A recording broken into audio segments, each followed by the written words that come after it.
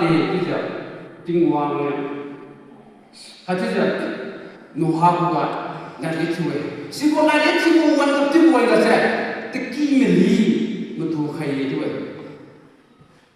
tiếng kim mình lý mà thu khai bao nhiêu tiền đâu kita sai tiếng hoàng của đúng xét sẽ và mình cái sẽ mà thu khai chuối tiếng kim mình lý của sai của sen bố đi đi mà ra tiếng hoàng của đúng sai của sẽ và mình cái gì mà thu khai chuối tôi hỏi anh nhiều Alu no ngô của mẹ, tôi đi xem mẹ. Alu cũng là tiếng Thái tiếng Đức tiếng vang của sai là tiếng Kim đi phải về. Chỉ sĩ cái nó sai, tiếng Thái tiếng sẽ tiếng Lưu, đôi lúc gặp chúng ta sai. Alu tiếng Kim đi ngô của sai. Hay gì tiếng Hoàng này alu tu.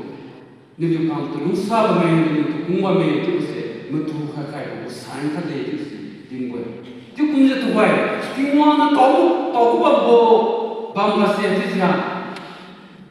Tiếng Kim mình lấy thao một cái cái gì thế chứ, bằng mi cái bộ gì, cái gì cái bộ, John cũng bảo một thuộc cái gì thế chứ, ngọc cái, cái gì cái bộ,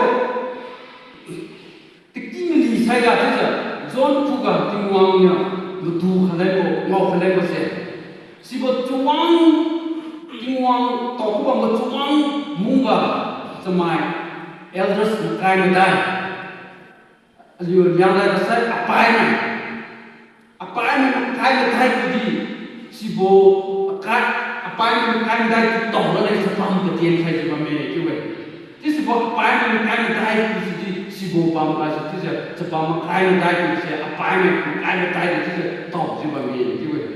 Sika apa ini kai dai jadi tong siapa me juga sih. Itu loh itu saya.